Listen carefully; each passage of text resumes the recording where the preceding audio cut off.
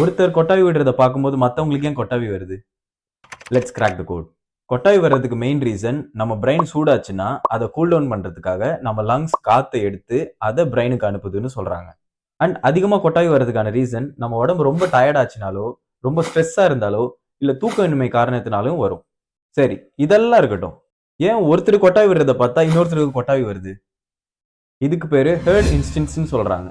இதுக்கு காரணம் நம்ம உடம்புல இருக்க மிரர் நியூரான் செய்யற வேலை. எக்ஸாம்பிளுக்கு, கூட்டத்துல ஒரு ஓநாய் ஊளையிடும் போது மற்ற ஓநாயும் சேர்ந்து ஊளையிடும். ஒரு ஆடை பார்த்து கூட்டத்தில் இருக்க மற்ற ஆடுகளும் பின்னாடியே போகும். இவ்வளோ ஏன், நம்மளே ஒரு ஹோட்டலுக்கு போனா மற்றவங்க சாப்பிட்றத பார்த்து அதே நம்மளுக்கு வேணும்னு ஆர்டர் பண்ணுவோம்.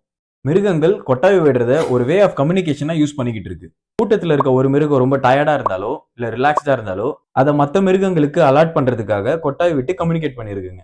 இது மனிதர்களுக்கும் பொருந்தும். இது ஒரு வே ஆஃப் கம்யூனிகேஷன் அப்படின்னு கன்ஃபார்ம் பண்றதுக்காக 2007ல மென்டலி சேலஞ்சு குழந்தைங்களை வச்சு ஒரு ரிசர்ச் பண்ணியிருக்காங்க. ஆனா அவங்களுக்கு நடுவில் இந்த கொட்டாவி கம்யூனிகேஷன் ஒர்க் அவுட் ஆகல. ஸோ அந்த ரிசர்ச்சோட ரிசல்ட்ஸை வச்சு கொட்டாவி ஒரு கம்யூனிகேஷன் அப்படின்னு டிக்ளேர் பண்ணியிருக்காங்க. பரிணாம வளர்ச்சியால் நமக்கு தேவைப்படாம போன ஒரு கம்யூனிகேஷன் இப்போ டீச்சர்ஸ்க்கு மட்டும் பயன்பட்டுக்கிட்டு இருக்கு.